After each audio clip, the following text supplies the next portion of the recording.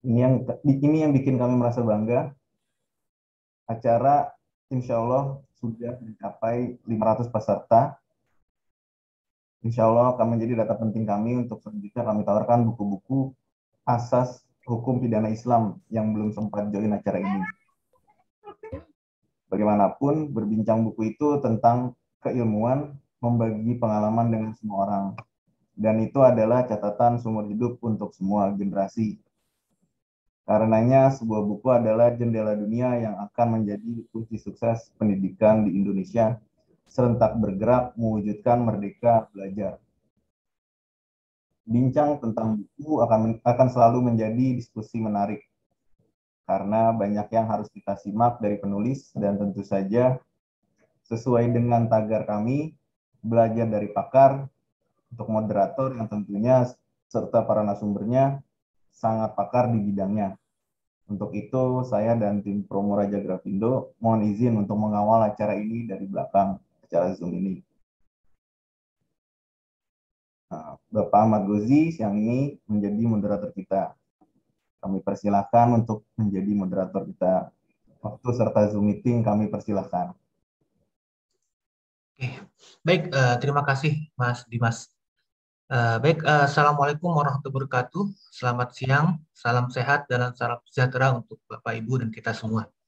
Alhamdulillah, pada kesempatan siang hari ini, kita bisa hadir dalam acara webinar, sebagaimana tadi disampaikan oleh Mas Dimas, dengan judul Bagaimana Hukum Pidana Islam dalam Konteks Teori dan Konseptual. Saya pribadi merupakan suatu kehormatan bagi saya mendapatkan kesempatan untuk menjadi moderator ya, dari seorang narasumber yang sudah sangat dikenal ya, di dunia hukum di Indonesia. Beliau merupakan guru saya, dosen saya, Profesor Dr. Topo Santoso, SHMH. Sebelum memulai materi yang akan kita sama-sama dengarkan dari Prof. Topo, izinkan saya membacakan CV singkat dari Prof. Topo. Prof. Topo tadi sebagaimana disampaikan oleh Mas Dimas, beliau merupakan guru besar hukum pidana dari Fakultas Hukum Universitas Indonesia. Beliau mendapatkan gelar sarjana dan gelar magister dari Fakultas Hukum UI, dan beliau mendapatkan gelar doktor dari University of Malaya di Malaysia. Prof. Topo merupakan akademisi yang sangat aktif menulis, baik itu menulis artikel populer di media massa, menulis artikel ilmiah pada jurnal nasional dan jurnal internasional, serta aktif menulis buku. Ya, tercatat banyak sekali buku yang telah ditulis oleh Prof. Topo. Di antaranya ada buku hukum pidana sebagai suatu pengantar, dan juga buku yang akan kita bahas pada kesempatan siang hari ini, yaitu buku Asas-Asas Hukum Pidana Islam. Buku yang menurut saya ini sangat menarik, yaitu buku yang menjadi pembahasan yang sangat berimbang ketika kita melihat bagaimana hukum pidana Islam yang selama ini mungkin banyak disalahartikan oleh masyarakat. Dalam buku ini juga Prof. Topo menggali dan menjelaskan dengan sangat baik beberapa hal seperti bagaimana kemiripan antara asas-asas dalam hukum pidana Islam dan asas-asas dalam hukum pidana yang secara umum yang telah kita pelajari. Baik, Prof. Topo, tanpa berpanjang waktu lagi, kami berikan kesempatan bagi Prof. Topo untuk memaparkan materinya. Kepada Prof. Topo, waktu dan tempat saya persilakan. Baik. Terima kasih Mas Gozi. Assalamualaikum warahmatullahi wabarakatuh. Seluruh peserta acara bincang sore yang saya hormati, terima kasih pada Raja Grafindo yang telah mengundang saya untuk berdiskusi dengan teman-teman semua pada sore hari ini. Karena waktunya cukup singkat, hanya 1 jam, saya ingin sampai kepada pokok-pokoknya saja. Tapi saya ingin menyampaikan dari awal garis besar pemikiran saya ya. Jadi intinya kalau saya melihat setelah menulis buku Asas Hukum Pidana Islam ini, ya, intinya adalah sebetulnya banyak persamaan, walaupun juga banyak perbedaan antara hukum pidana Islam dengan hukum pidana konvensional. Kalau yang saya maksud hukum pidana konvensional di Indonesia itu sebetulnya hukum pidana warisan atau peninggalan pemerintah Hindia Belanda. Karena KUHP kita ini kita belum punya yang baru ya, jadi sebetulnya basicnya atau basisnya, asasnya itu ya dari KUHP Hindia Belanda. Nah, sebetulnya seperti saya katakan tadi, banyak persamaan, tapi juga banyak perbedaan. Nah, saya coba uraikan sesuai waktu yang ada. Perbedaan paling penting antara hukum pidana Islam dengan hukum pidana konvensional itu satu, yaitu hukum pidana Islam itu adalah bagian dari ajaran Islam, bagian dari Islam itu sendiri. Ya, karena bagian dari Islam itu sendiri, maka tujuannya pun berbeda. Jadi ketika melihat atau mempelajari atau di sebagian negara itu melaksanakan hukum pidana Islam, maka itu adalah bagian dari melaksanakan ajaran Islam. Nah, itu yang berbeda dengan kita ketika berbicara mengenai hukum pidana konvensional, karena dia adalah hukum yang sifatnya dari manusia, dibuat, didesain untuk manusia, sehingga ada perbedaan-perbedaan yang mendasar dari segi filosofinya, tujuannya dan sebagainya. Tapi dalam banyak hal juga banyak persamaan. Ya. Perbedaan utamanya adalah tadi hukum pidana Islam adalah bagian dari ajaran Islam, sehingga dia adalah bagian dari keseluruhan sistem Islam. Nah, saya ingin langsung masuk saja pada pokok-pokok dari pemikiran saya di dalam buku itu. Yang saya bahas intinya 3, yaitu pertama adalah tentang nilai-nilai dari ajaran Islam yang ada di dalam hukum pidana Islam itu. Kemudian saya akan bahas sedikit tentang teori dan juga tentang konsep-konsep yang ada dalam hukum pidana Islam, dan nanti kita akan lihat perbedaannya dengan hukum pidana konvensional. Nah, sebelum sampai ke sana, saya ingin mengajak teman-teman semua untuk melihat konteksnya. Di mana sih hukum pidana Islam itu? Ya, di dalam konteks sistem hukum yang ada di dunia ini. Nah, untuk sampai ke sana, maka kita ketemu dengan satu istilah, satu key konsep, konsep kunci, yaitu the parent legal family and legal tradition. Jadi keluarga hukum dan tradisi hukum. Jadi sebetulnya sistem hukum Islam, sistem Islam ya, Islamic law, itu kurang lebih dia sejajar dengan common law, kemudian civil law, dan lain-lain sebagai parent legal family and legal tradition. Jadi bukan sistem hukum dalam arti sistem hukum yang berlaku di satu negara. Ya, kalau sistem hukum yang berlaku di Indonesia itu sistem hukum Indonesia misalnya, sistem hukum Arab Saudi, sistem hukum Pakistan, sistem hukum Australia dan sebagainya. Nah, Islamic law itu dia di atasnya itu, dia parent legal family and legal tradition. Jadi kurang lebih kalau dalam komparatif law dia itu sejajar dengan common law, socialist law, civil law dan sebagainya. Oke, oleh karena itu, karena dia adalah parent legal family dan legal tradition, maka kita bisa lihat ketika dia sudah diadopt, sudah diterapkan, sudah diterima menjadi sistem hukum, maka akan berbeda-beda antara sistem hukum Islam yang berlaku, sistem hukum pidana Islam misalnya yang digunakan di Arab Saudi, dengan di Sudan, dengan di Iran, atau dengan di beberapa negara yang lain. Itu ada perbedaan. Sama halnya dengan common law yang digunakan di Australia, berbeda dengan common law di Amerika Serikat, di Kanada, di Inggris, di New Zealand, dan sebagainya. Oke, jadi itu yang pertama. Kita akan melihat hukum pidana Islam ini dengan demikian masih yang umum sifatnya. Masih yang umum, karena dia masih sebagai parent legal family and legal tradition. Artinya apa? Artinya ketika dia masuk ke dalam satu negara per negara, negara-negara tertentu, maka mungkin ada adaptasi atau dilakukan modifikasi sesuai dengan negaranya. Demikian ya. Nah, kita akan lihat lebih jauh tentang hukum pidana Islam.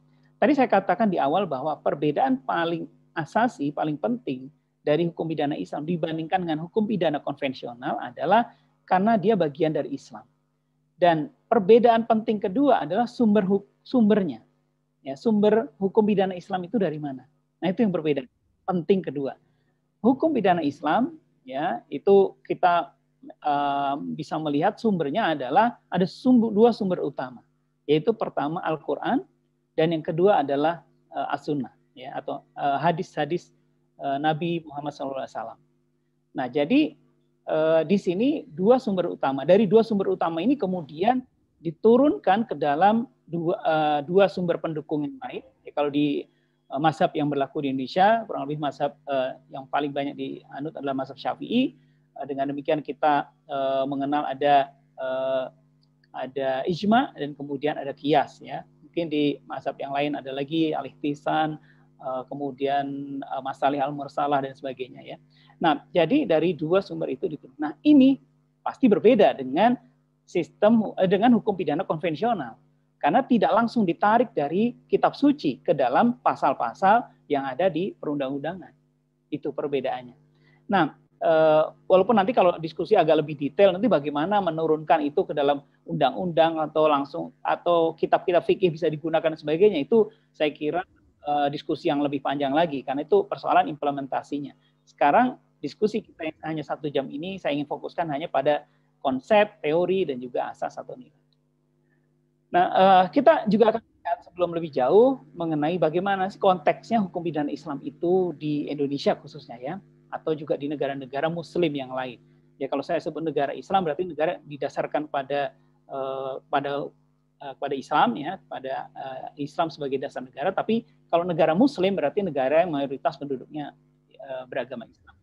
Nah, kita melihat hukum pidana, hukum itu bisa kalau ini sebetulnya pembagian yang umum di negara-negara civil law ya, tapi di negara common law atau mungkin juga di Islamic law dan sebagainya tidak terlalu tegas pembedaannya. Itu ada hukum privat, lalu ada hukum publik. Hukum privat misalnya hukum perorangan, hukum kekeluargaan Islam, hukum kewarisan Islam, perikatan Islam, dan hukum yang sekarang berkembang di Indonesia dan ya sudah mulai diterima adalah hukum perekonomian Islam. Misalnya perbankan Islam, pasar modal Islam, asuransi Islam dan sebagainya sudah semakin berkembang. Kita bersyukur melihat hal itu ya, sudah semakin, bahkan juga peraturan perundang-undangannya lahir di sini. Itu saya beri warna hitam di situ ya, ada maksudnya. Yang satu lagi adalah di lapangan hukum publik. Ada hukum tata negara, hukum administrasi negara, lalu ada hukum internasional publik dan sebagainya. Nah, hukum pidana itu letaknya di mana? Di sini, yang di bagian merah ini. Maksudnya apa? Maksudnya begini.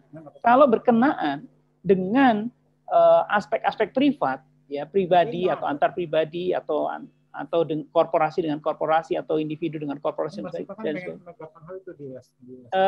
Minta tolong teman-teman yang masih ada bocor suaranya bisa di off-kan dulu ya, karena saya agak terganggu. Oke, saya lanjutkan ya. Jadi, yang warna hitam ini sebetulnya praktis sudah diterapkan. Bahkan sebagian sudah diterapkan dari zaman Hindia Belanda, sudah diterapkan juga. Misalnya hukum perorangan, keluarga, dan sebagainya. Tapi di sini saya kira ada beberapa senior saya dari hukum Islam yang juga ikut di forum ini, nanti bisa mengklarifikasi. Nah, sebaliknya, di hukum publik itu tentu saja lebih sulit untuk bicara mengenai penerapannya. Jangankan penerapan, orang berbicara mengenai hukum pidana Islam atau tata negara Islam saja sudah bisa dituduh macam-macam, ya kan? Jadi memang kita bicara, oke lah, pada tataran keilmuan, akademis, dan juga komparatif loh, kita bicaranya di situ. Boleh? Slide berikutnya saya akan melihat begini. Nah, persoalan pidana Islam itu sering dipersempit. Ya, orang sering mempersempitnya hanya persoalan rajam dan kisos saja. Nah, ini kesalahpahaman yang sangat besar ya. Jadi orang mempersempit hanya bicara soal rajam dan kisos. Padahal hukum pidana Islam bukan hanya itu saja. Ya, orang jarang membicarakan mengenai aspek lain, yaitu misalnya takzir. Padahal bagian terbesar dari hukum pidana yang ada dalam hukum pidana Islam itu sebetulnya takzir. Kenapa? Karena kalau kita membatasi pada hukum pidana atau tindak pidana yang diancam dengan hukuman hudud dan hukuman kisos, yaitu sebetulnya hanya sekitar 12 tindak pidana saja atau 12 jarimah saja. Selebihnya berarti kan ratusan tindak pidana itu masuk dalam klasifikasi takzir. Tapi ini tidak, ya jarang lah orang membahasnya. Nah, saya ingin memberikan catatan lagi. Orang sering mengkritisi, ya orang mengkritisi dan mengkritik norma primer dan sekunder hukum pidana Islam. Maksudnya apa? Maksudnya larangan dan perintah serta norma sekundernya, sanksi pidananya. Tapi ya orang tidak menggali nilai-nilai dari hukum pidana Islam, prinsip-prinsip atau asas hukum pidana Islam serta filosofi hukum pidana Islam. Nah, itu yang jarang digali. Nah, hari ini atau sore ini kita akan melihatnya lebih jauh. Jadi sebetulnya kalau kita perdalam hukum pidana Islam itu sebenarnya banyak nilai-nilai yang ada dalam kandungannya, dan dugaan saya adalah banyak orang yang cocok dan setuju dengan ini. Misalnya nilai-nilai keadilan, kemudian nilai-nilai kebenaran, nilai-nilai kehendak bebas manusia itu dihormati atau free will, dan kemudian pertanggungjawaban manusia di muka bumi, keadilan yang harus diberikan kepada semua manusia dan seterusnya. Itu adalah nilai-nilai yang penting yang ada dalam hukum pidana Islam. Nah, Andai nilai-nilai tadi bisa diperdalam, dipelajari dan seterusnya, saya kira kesalahpahaman dan tuduhan-tuduhan terhadap hukum pidana Islam bisa dikurangi, begitu ya. Nah, kemudian kita akan sampai mungkin banyak teori dalam hukum pidana Islam yang bisa digunakan, tapi saya ingin masuk ke satu saja teori, yaitu teori maqasid syariah. Dan saya kira teman-teman di sini juga ada, sebagian saya lihat mungkin dari UIN atau dari IAIN, itu biasa juga menggunakan teori maqasid syariah ini di dalam kajian-kajiannya, studi S2, S3, penulisan jurnal, buku dan sebagainya banyak menggunakan teori ini. Nah, makna dari maqasid syariah sendiri saya mengutip dari Yusuf Qaradawi adalah tujuan-tujuan yang menjadi target teks ya atau rumusan di dalam bentuk perintah atau larangan maupun hal-hal yang mubah untuk direalisasikan dalam kehidupan manusia. Jadi kata kuncinya adalah tujuan-tujuan yang ingin dicapai dengan adanya perintah. Jadi perintah, larangan atau kebolehan atau mubahah itu bukan tanpa tujuan. Semuanya ada tujuannya. Dan itulah maqasidnya. Jadi tujuannya itu tentu untuk kemaslahatan, kebaikan dan sebagainya. Nanti kita akan lihat apa saja tujuan atau maqasid dari syariah itu. Di sini yang saya kutip paling penting adalah tujuan pertamanya, yaitu tujuan dari syariah yang pertama adalah menjamin keamanan dari kebutuhan-kebutuhan hidup. Itu merupakan tujuan pertama dan utama dari syariah. Kebutuhan hidup primer tentunya. Ini merupakan hal-hal di mana kehidupan manusia sangat tergantung sehingga tidak bisa dipisahkan. Apabila kebutuhan-kebutuhan primer ini tidak terjamin, maka akan terjadi kekacauan, ketidaktertiban, dan lain sebagainya. Jadi kebutuhan primer ini disebut dengan kebutuhan daruriyat. Ya, jadi mau tidak mau harus ada. Kalau tidak ada ini maka musnah dan terjadi kekacauan dan sebagainya. Nah, apa kebutuhan daruriyat itu? Salah satunya adalah yang disebut dengan kebutuhan yang 5 kebutuhan hukum, 5 kebutuhan hidup yang primer. Jadi ada 5 kebutuhan hidup yang primer atau daruriyat di dalam kepustakaan hukum Islam. Yang ini disebut dengan al-maqasid asy-syariah al-khamsah, 5 tujuan syariah. Apa itu? Memelihara agama, memelihara jiwa, memelihara akal pikiran, memelihara keturunan, memelihara harta. Ini yang pokok. Tentu saja mungkin masih ada perlindungan-perlindungan atau kebutuhan-kebutuhan yang lain, tapi ini yang paling pokok. Jadi, hukum pidana Islam dengan larangan dan perintahnya serta ancaman pidananya atau ancaman sanksinya semuanya ditujukan untuk memelihara agama. Sehingga tindak pidana atau jarima, kejahatan yang korbannya atau yang menjadi sasaran adalah agama, maka dia harus dilarang dan dijatuhi sanksi pelakunya. Begitu juga adanya suatu serangan atau ancaman atau kejahatan yang menjadikan sasarannya adalah jiwa, misalnya pembunuhan atau penganiayaan dan sebagainya, juga harus dilarang dan diancam dengan pidana. Karena agama itu melindungi atau melihara jiwa. Begitu juga aborsi dan sebagainya juga dilarang karena itu kejahatan berkaitan dengan jiwa manusia. Selanjutnya, apalagi memelihara akal pikiran manusia. Oleh karena itu kejahatan-kejahatan terkait dengan misalnya khamar dan lain sebagainya yang merusak akal pikiran manusia juga dilarang dan diancam dengan pidana. Lalu memelihara keturunan, memelihara harta seperti pencurian, perampokan dan sebagainya itu dilarang. Jadi sebetulnya tidak ada tindak pidana atau jarimah dalam hukum pidana Islam yang tanpa tujuan. Jadi tujuannya adalah untuk melindungi berbagai kepentingan ini. Sebetulnya kalau kita bandingkan juga di dalam hukum konvensional ada juga kan, misalnya tindak pidana terkait dengan pembunuhan, penganiayaan, pencurian, penipuan dan sebagainya juga ada. Maksudnya untuk melindungi harta, jiwa dan sebagainya. Makanya tadi sejak awal saya katakan bahwa ada beberapa kesamaan di situ. Bedanya adalah yang ini memelihara agama, jiwa, akal pikiran, keturunan, harta ini semuanya dalam konteks hukum pidana Islam merupakan tuntutan atau tuntunan dan juga bersumber dari ajaran Islam itu sendiri. Nah, kemudian setelah kita tinggalkan satu teori, mungkin ada teori lain yang bisa digunakan, tapi saya kira yang paling relevan pada konteks hukum pidana Islam adalah tadi, maqasid asy-syariah. Kemudian kita lihat sekarang, apa saja asas-asas yang ada di dalam hukum pidana Islam. Sebetulnya banyak sekali asas, tapi di sini saya kutip beberapa asas-asas penting dalam hukum pidana Islam, baik dalam hukum pidana material maupun hukum pidana formil. Kalau teman-teman dari kalangan hukum tentu begitu saya bacakan asas ini, itu kok seperti akrab dan seperti sudah terbiasa, familiar. Betul. Memang asas-asas ini juga kita kenal dalam hukum pidana positif atau hukum pidana konvensional. Apa saja? Misalnya asas legalitas. Siapapun masuk hukum tahun pertama, ya itu pasti sudah mempelajari asas nullum delictum nulla puna sine pravia lege punali atau asas legalitas. Tidak ada orang boleh dihukum kecuali sudah ada aturan hukum pidananya terlebih dahulu, dan itu harus tertulis dalam undang-undang. Kemudian asas tidak berlaku surut. Jadi tidak boleh hukum pidana itu berjalan ke belakang. Hukum pidana hanya boleh berjalan ke depan. Sehingga kita akan terbebas dari ancaman hukum pidana yang baru akan datang tiba-tiba mengancam perbuatan kita yang sudah kita lakukan yang lampau. Ini dilarang. Maka ada namanya asas tidak berlaku surut. Ini juga dikenal dalam hukum pidana konvensional, baik civil law maupun common law saya kira. Lalu asas praduga tidak bersalah. Ini dalam hukum formil atau hukum acara pidana, presumption of innocence. Ini asas yang sangat penting karena semua orang yang dituduh melakukan tindak pidana itu harus dianggap tidak bersalah sampai kemudian dibuktikan dia bersalah oleh suatu proses pengadilan yang terbuka. Nah, ini juga saya kira kita semua akrab dan terbiasa. Tidak sahnya hukuman karena keraguan, ya in dubio pro reo. Dalam hukum pidana Islam dikenal lebih baik membebaskan 1.000 orang yang bersalah daripada menghukum 1 orang yang tidak bersalah. Jadi tidak boleh menghukum seorang terdakwa padahal masih ada keraguan-raguan. Itu tidak boleh. Dan itu dalam hukum pidana Islam sangat kuat dalilnya. Kemudian prinsip kesamaan di hadapan hukum.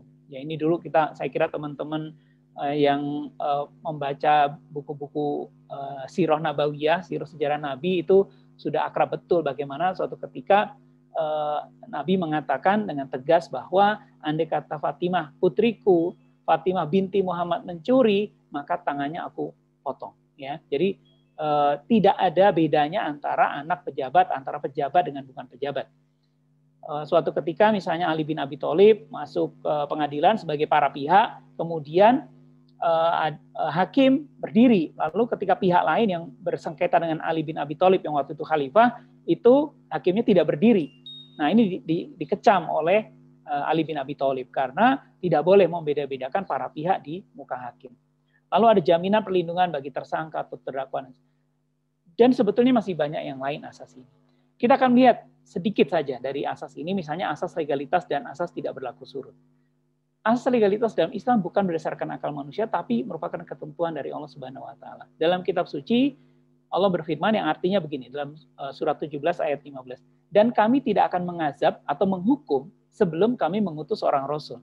Jadi, urut-urutannya adalah diutus Rasul dulu, Rasul ini memberi peringatan, memberikan perintah, memberikan larangan, dan kemudian ada ancaman untuk siapa yang melanggar itu, dan barulah kalau ada orang melanggar ketentuan itu baru boleh dihukum. Tidak boleh, Allah tidak akan melakukan penghukuman, mengazab suatu kaum sebelum Allah mengutus seorang Rasul. Jadi diutus Rasul dulu, diberi peringatan, barulah kalau ada yang melanggar dihukum. Nah ini adalah esensi dari asas legalitas. Kemudian, tapi bagi mereka ada waktu tertentu untuk mendapatkan. Jadi sudah ditentukan, ya. Dan ada beberapa ayat yang lain atau dalam hadis-hadis Nabi juga ada. Jadi hukum pidana ini juga berkaitan dengan asas berikutnya, tidak boleh berlaku surut. Jadi ada beberapa larangan dari dalam Quran ditentukan, misalnya larangan hamar atau minuman keras. Nah begitu itu turun, ya itu turun sampai 3 kali bertahap karena minuman khamr atau alkohol dan sebagainya itu sudah menjadi kebiasaan umum sehingga turunnya bertahap sampai penegasan bahwa itu dilarang dan diancam dengan hukuman. Nah itu tidak berlaku surut, artinya orang yang sudah minum khamr sebelumnya itu tidak dijatuhi hukuman. Baru setelah ayat itu turun yang melarang dengan tegas khamr dan juga mengancam dengan hukuman, barulah orang akan dihukum.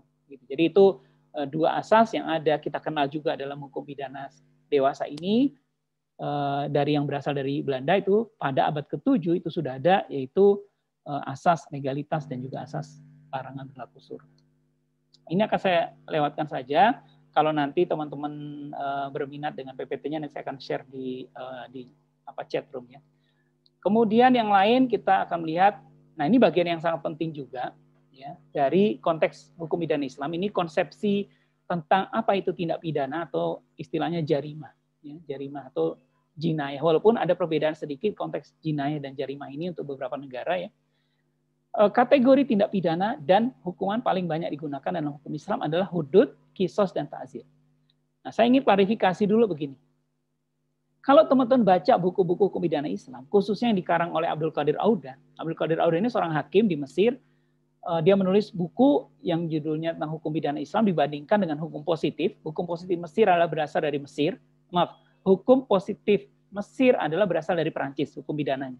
Jadi civil law. Jadi kalau kita lihat antara hukum pidana di Mesir yang berasal dari Perancis itu banyak kemiripan dengan hukum pidana Indonesia yang berasal dari Belanda. Nah, kalau kita baca bukunya Abdul Qadir Auda, itu ternyata Abdul Qadir Auda menjelaskan selain pembedaan atas hudud, kisos, dan ta'zir, ada juga jenis-jenis tindak pidana lain dalam hukum pidana Mesir. Dalam hukum pidana Islam juga. Ternyata jenis-jenis hukum pidana itu, jenis-jenis tindak pidana itu banyak kemiripannya. Jadi misalnya ada delik selesai, delik berlanjut, kemudian delik umum, delik khusus, dan sebagainya. Itu banyak sekali. Kemiripan-kemiripan antara hukum pidana Islam dengan hukum pidana positif, ya, baik yang ada di Mesir, Prancis, Indonesia maupun Belanda. Perbedaan paling penting yang ada antara hukum pidana Islam dengan hukum pidana Barat, hukum pidana konvensional adalah ini. Kalau dalam hukum pidana Islam dikenal adanya jarimah atau tindak pidana hudud, kisos, dan ta'zir. Nah, saya juga perlu klarifikasi yang lain begini. Kalau disebut hudud, itu maknanya tindak pidana hudud dan juga hukuman hudud. Jadi hukum tindak pidana hudud itu seharusnya hukumannya adalah hudud. Hudud itu berasal dari had, batas artinya. Kemudian tindak pidana atau jarimah kisos, sanksi pidananya atau hukumannya adalah kisos. Jadi kisos itu maknanya bisa tindak pidana, bisa juga hukuman. Lalu yang ketiga, tindak pidana ta'zir, itu hukumannya adalah ta'zir. Jadi kurang lebih kalau konsisten, tindak pidananya hudud, hukumannya hudud juga.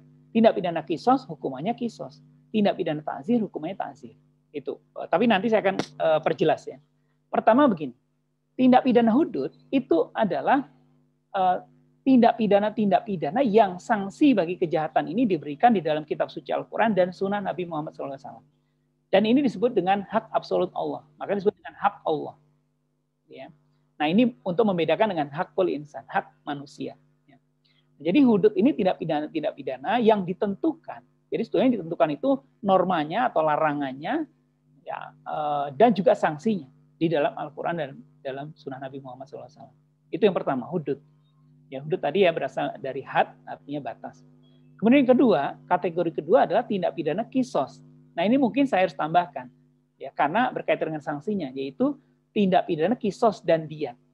Nah ini adalah kejahatan terhadap jiwa dan badan. Jadi kalau kita komparasi dengan hukum pidana konvensional, kisos itu kurang lebih adalah sama dengan tindak pidana atau kejahatan terhadap nyawa dan tubuh manusia. Yang ini juga didefinisikan dan diberi sanksi di dalam Al-Quran dan Sunnah. Sebagai disebut dengan hak insan, khususnya hak korban atau keluarganya. Itu definisi, itu kategori kedua. Yang pertama hudud, yang kedua kisos dan diyat. Dan yang ketiga, kategori ketiga adalah tindak pidana atau jarimah ta'zir. Ta'zir ini adalah tindak pidana yang tidak ditegaskan sanksinya oleh Al-Quran dan Sunnah. Tapi dia juga diturunkan perintahnya atau larangannya itu dari Al-Quran, dari Sunnah, ya, maupun dari sumber hukum yang mendukung Al-Quran dan Sunnah. Jadi ta'zir ini juga tetap ada patokannya, bukan apa yang dimaui oleh penguasa misalnya. Jadi tetap ada rujukannya. Nah, jadi itu 3 kategori, hudud, kisos, diyat, dan ta'zir. Seperti saya katakan tadi di awal bahwa hudud dan kisos itu jumlahnya terbatas dan tidak ditambah-tambah lagi. Tidak bisa ditambah-tambah lagi. Jadi sekitar 12 tindak pidana atau 12 jarimah. Sementara sisanya masuk pada ta'zir. Ya, sebagai contoh misalnya, pelanggaran lalu lintas itu kalau menurut saya ta'zir. Itu tidak ada di Quran, tidak ada di Sunnah. Ya, baik normanya maupun sanksinya. Kalau norma secara nilai ada, tapi kalau sanksinya tidak ada. Sehingga dia masuk dalam untuk melindungi ketertiban masyarakat. Itu masuk dalam ta'zir. Nah, berikutnya kita lihat penjelasan lebih detail dari ketiga kategori tadi, jarimah hudud, kisos, diyat, dan ta'zir.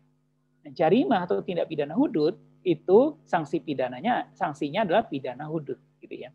Nah, jarimah hudud adalah kejahatan yang paling serius, the most serious crime. Jadi kejahatan yang dipandang paling serius di dalam hukum Islam. Hukumannya adalah yang paling berat dalam hukum Islam. Walaupun sebetulnya nanti kalau kita lihat hukuman untuk kisos juga ada yang berat juga karena bisa sampai mati ya. Ini adalah kejahatan terhadap kepentingan umum. Ya, tadi disebut dengan hak Allah, tapi sebetulnya itu untuk melindungi kepentingan umum, kepentingan semua manusia. Apa saja yang termasuk di dalam jarimah hudud itu? Kalau kita lihat pada umumnya di dalam literatur itu ada 7. Pertama adalah pencurian, kedua adalah hirobah. Hirobah itu adalah misalnya perampokan bersenjata, terorisme, kemudian bandit yang melakukan serangan atau ancaman atau pembunuhan, merusak barang, membunuh manusia dan seterusnya ya. Itu hirobah. Itu memang sangat mengerikan kejahatan hirobah itu. Kemudian yang ketiga adalah minum khamar atau minum-minuman keras gitu. Yang keempat adalah zina, yang kelima menuduh zina. Sebetulnya ini yang keempat dan 5 ini adalah suatu yang sifatnya juga sangat penting yang kelima ini. Kenapa? Karena zina itu sanksinya berat, maka tidak boleh orang sembarangan menuduh zina. Siapa saja yang menuduh zina dengan sembarangan tanpa menghadirkan 4 saksi yang melihat secara langsung, maka dia dianggap telah melakukan tuduhan palsu bahwa orang berzina. Jadi itu ada hukumannya juga. Itu yang kelima. Yang keenam adalah bughad atau pemberontakan, dan yang terakhir adalah riddah. Riddah ini artinya murtad. Nanti saya akan perjelas kenapa kok murtad masuk dalam tindak pidana. Nah, jadi ketujuh macam ini itu termasuk dalam jarimah hudud. Dan ini tidak bisa ditambah-tambah lagi misalnya ke depannya. Walaupun misalnya kalau kita bicara dalam konteks keilmuan, ada juga sebagian ahli yang mengkritik ini, ya mengatakan bahwa sebetulnya bukan 7 tapi hanya 4. Sebagian yang lain mengatakan 5. Tapi kurang lebih maksimum dari jarimah hudud ini adalah 7 ini. Nah, tadi saya sebut ada tindak pidana yang disebut dengan riddah atau murtad. Jadi riddah atau murtad di sini mungkin sebagian menganggap kok ini bertentangan dengan nas Al-Quran yang lain bahwa orang itu tidak ada paksaan dalam beragama. Gitu. Nah, jadi penjelasannya begini. Saya pernah baca dalam suatu literatur, riddah yang diancam dengan sanksi pidana itu bukan sembarang orang keluar dari Islam, tapi orang murtad dari Islam, kemudian dia berpihak pada lawan, misalnya pada kerajaan lawan atau pada pemerintahan lawan. Ya, kenapa lawan di sini? Karena waktu konteks Islam diturunkan, Nabi Muhammad itu membentuk pemerintahan, membentuk masyarakat, kemudian banyak diserang oleh kerajaan-kerajaan di sekitarnya. Nah, kalau ada orang riddah, murtad dari Islam, kemudian bergabung dengan pihak yang menyerang Islam itu, nah inilah yang baru dihukum dengan pidana atas dasar riddah. Itu pun setelah orang itu diingatkan beberapa kali, tidak mau juga baru hukuman pidana itu. Kemudian pada umumnya kejahatan hudud ini tidak berkaitan dengan kepentingan individu, tapi kepentingan masyarakat umum. Walaupun juga kepentingan individu tetap ada di sini. Kemudian jenis kedua adalah tindak pidana kisos, ya, atau mungkin jelasnya kisos dan diat, karena ada sanksi yang disebut diat. Nah, begini penjelasannya. Kisos itu hukuman yang kalau hukumannya ya, hukuman yang setimpal dengan perbuatannya. Bukan hukuman membalas dendam. Jadi kisos itu tidak boleh diartikan dengan membalas dendam. Kisos bukan pembalasan dendam, tapi kisos itu hukuman yang hukuman yang setimpal dengan perbuatan si pelaku. Bagaimana kalau tidak mungkin setimpal? Maka tidak boleh dijatuhi kisos. Jatuhnya ke takzir. Gitu ya. Oleh karena itu ada tindak pidana yang awalnya adalah kisos, tapi karena tidak bisa dijatuhi hukuman kisos, maka kemudian masuknya ke takzir. Atau ya juga perlu penjelasan juga bahwa kisos ini hanya untuk delik terhadap nyawa dan tubuh manusia yang unsurnya adalah sengaja. Kalau bahasa Belandanya opsetele, yang sengaja. Jadi hanya kejahatan pembunuhan atau penganiayaan yang sengaja saja, ya sebetulnya dengan kata pembunuhan atau penganiayaan itu sudah tersimpul sengaja ya, maka di situ baru dihukum kisos. Tapi kalau menyebabkan orang mati atau luka karena kealpaan atau kelalaian, itu tidak mungkin dijatuhi kisos. Itu yang hukumannya yang tepat adalah diat. Diat itu adalah pembayaran untuk memberikan semacam kompensasi terhadap timbulnya kerugian atau pada diri si korban. Nah, jadi kalau kealpaan itu mesti bukan kisos, tapi dengan diat. Satu lagi, diat ternyata juga bisa diberikan kepada dia juga bisa dijatuhkan ya kepada pelaku yang dengan sengaja. Kalau apa? Kalau ada al-afun atau pemaafan dari korban. Kalau korban itu tidak tewas ya. Kalau misalnya penganiayaan berarti kan korbannya bisa beri maaf. Kalau korbannya memaafkan, maka instead of kisos ya, jadi bukan dihukum kisos si pelaku, tapi si pelaku dihukum dengan diat, membayar sejumlah uang tertentu. Begitu juga karena kalau pembunuhan, maka kalau keluarganya korban memaafkan, memberikan al-afun, pemaafan, maka tidak dihukum dengan kisos, tapi dihukum dengan diat. Dan kita, kalau teman-teman tertarik membaca ini, saya kira banyak literaturnya mengenai kisos dan diat ini. Jadi saya telah klarifikasi ya. Jadi kisos bukan untuk semua. Dan kisos hanya untuk kejahatan terhadap nyawa dan tubuh manusia. Jadi dulu pernah saya mendengar selorong orang yang sebetulnya salah kaprah. Misalnya, kok aneh hukum pidana Islam itu. Orang melakukan tindak pidana kemudian dihukum dibalas. Jadi kalau orang menghina, hukumannya dihina juga dong. Kalau orang memperkosa, hukumannya diperkosa juga. Nah, itu kesalahpahaman. Itu salah kaprah karena tidak mengetahui apa itu hukum pidana Islam. Tentu saja hukuman untuk penghinaan bukan kisos, hukuman untuk perkosaan bukan kisos, tapi hudud kalau perkosaan. Ya, jadi hukumannya berat juga tapi hudud, bukan kisos. Kisos itu hanya untuk kejahatan terhadap nyawa dan tubuh manusia. Itu pun kalau yang dilakukan dengan sengaja. Itu pun kalau diberi maaf oleh korban atau keluarga korban tidak dijatuhkan. Dijatuhkannya adalah diat. Nah, kemudian yang ketiga, bagian ketiga yang sebetulnya paling banyak adalah tindak pidana atau jarimah ta'zir. Hukumannya adalah ta'zir. Nah, ini semacam misalnya gini. Ada 3 bagian dari ta'zir. Pertama adalah tindak pidana hudud dan kisos atau kisos yang masih kurang pasti atau ada subhat atau tidak memenuhi syarat atau unsur tindak pidana hudud dan kisos. Namun sudah dianggap sebagai perbuatan melawan hukum. Misalnya pencurian. Pencurian itu pencurian ringan, jadi tidak mencapai jumlah tertentu untuk bisa dijatuhi hukuman hudud. Maka hukumannya adalah ta'zir.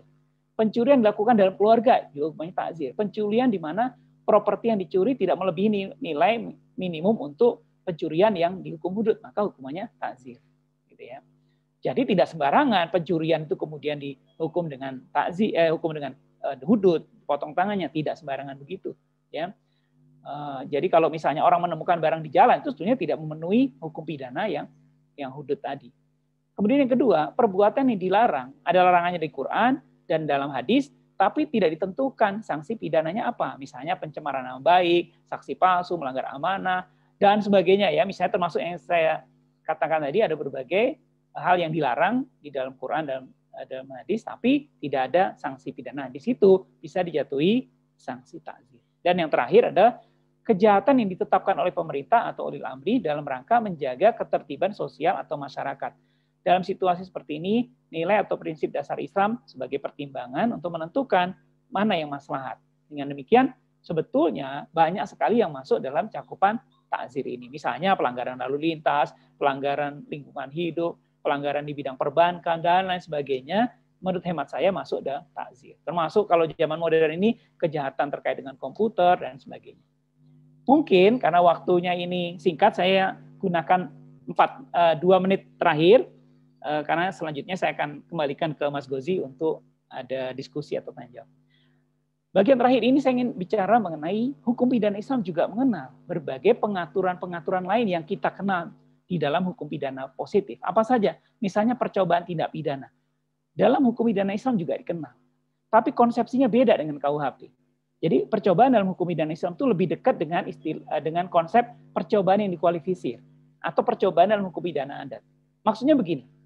Kalau dalam hukum positif ya, orang mau mencuri, kemudian ketahuan orang, pencuriannya tidak selesai, itu disebut dengan percobaan pencurian. Gitu. Nah, kalau dalam hukum pidana Islam, misalnya ada orang mau mencuri, dia baru memecahkan kaca, tapi belum jadi ngambil barangnya, karena keburu ada orang, itu tidak disebut percobaan pencurian dengan pemberatan.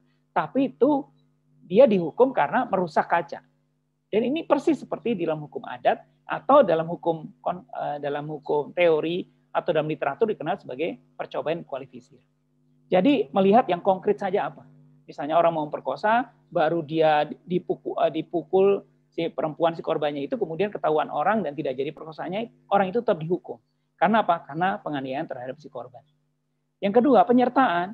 Kalau dalam hukum pidana Islam itu dikenal 2 macam, yaitu turut serta secara langsung dan turut serta tidak langsung. Nah, jadi sebetulnya kalau kita bandingkan dengan hukum pidana konvensional, nanti bisa ketemu itu. Kalau dalam hukum pidana konvensional, penyertaan itu ada menyuruh melakukan atau downplaykan, turut serta atau medeplaykan, menggerakkan auto it locking dan membantu melakukan. Membantu ini bisa dua, bisa sebelum delik dan bisa pada saat delik. Nah, kalau hukum pidana Islam dibagi dua, turut serta langsung, turut serta tidak langsung. Yang turut serta langsung ini adalah orang yang menyuruh melakukan, walaupun tidak langsung terlibat di tempat atau bukan pelaku material, tapi orang yang menyuruh itu dipandang sebagai pelaku langsung. Kemudian menggerakkan itu dipandang orang yang turut serta tidak langsung, karena dia tidak langsung terlibat. Sedangkan si pelaku materialnya atau si playernya, itulah yang disebut dengan orang yang turut serta langsung. Begitu juga pada turut serta atau medeplaykan itu dipandang sebagai turut serta secara langsung. Sementara yang turut serta tidak langsung di dalam hukum pidana Islam masuk misalnya membantu melakukan sebelum delik dan juga pada penggerakan, orang yang menggerakkan. Kalau orang yang digerakkan tentu itu dipandang sebagai orang yang turut serta secara langsung. Itu pembagiannya. Jadi sebenarnya kalau kita memahami dua-duanya kita bisa bandingkan dan bisa ketemukan. Yang terakhir adalah dasar penghapus pidana juga dikenal dalam hukum pidana Islam jauh-jauh hari. Ya, jadi dari abad ke-7 sudah dikenal keadaan darurat, daya paksa, bela paksa dan sebagainya dengan dalil Quran maupun dalil dari sumber hadis dan sebagainya. Misalnya ini sebagai contoh, ya keadaan terpaksa membuat hal yang diharamkan menjadi dibolehkan. Jadi misalnya ini kan keadaan darurat ya. Jadi dalam keadaan daya paksa maupun keadaan darurat itu orang yang melakukannya maka dia tidak dihukum. Begitu juga orang yang diserang misalnya atau dia mau dibunuh atau dicuri maka dia harus melawan. Kalau dia melawan dan kemudian dia terbunuh maka dia dalam hukum Islam atau dalam ajaran Islam orang itu syahid. Tapi kalau misalnya dia melawan si perampok atau si pencuri atau si calon pembunuh kemudian si penyerang itu tewas maka orang itu masuk neraka si penyerang itu gitu. Jadi sudah dikenal adanya dasar-dasar penghapus di dalam Islam sejak lama. Nah, saya mau cukupkan karena saya kira teman-teman mungkin ada yang ingin diskusi lebih jauh, mungkin lebih baik kita buka saja tanya jawab. Saya kembalikan ke Mas Gozi. Teman-teman semua itu mudah-mudahan ada pencerahan atau ada tambahan ilmu. Mohon maaf jika ada kekurangan di sana sini. Assalamualaikum warahmatullahi wabarakatuh. Waalaikumsalam warahmatullahi wabarakatuh. Terima kasih Prof. Topo atas pemaparannya. Luar biasa, tadi ada beberapa hal yang saya tangkap dari pemaparan dari Prof. Topo. Yang pertama, banyak pihak, gitu ya, banyak orang mungkin mengkritisi norma primer dan norma sekunder dalam hukum pidana Islam. Tetapi jarang sekali yang menggali nilai-nilai, tujuan, landasan filosofis kenapa ada hukum pidana Islam itu sendiri. Dan dalam bukunya dan dalam pemaparan tadi, Prof. Topo juga sudah menggambarkan perbandingan, baik itu persamaan dan juga perbedaan antara hukum pidana Islam dan hukum pidana yang kita kenal selama ini. Baik, rekan-rekan kalian, kita masih punya waktu sekitar 15 menit ya untuk tanya jawab. Ini sudah ada beberapa rekan yang sudah mengangkat tangan. Mungkin dari yang pertama dulu, ada Mas Hakim. Silakan.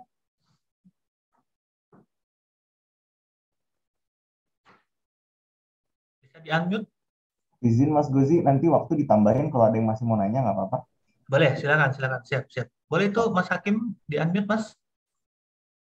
Mas, kayaknya nggak bisa diberikan kesempatan untuk di-unmute itu. Boleh. Baik, terima kasih. Sudah, Pak Gozi.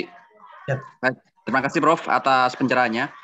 Ada dua pertanyaan besar mungkin Prof. Yang pertama terkait dengan politik hukum Islam sendiri Prof. Karena kita tahu bahwa politik hukum secara global Prof ya, kita juga mengetahui ada pertentangan pemikiran-pemikiran antara ilmu dari Barat maupun ilmu dari, kita katakan worldview Timur dan Barat Prof. Di mana kalau Barat lebih banyak menggalinya dari Yunani dan sebagainya.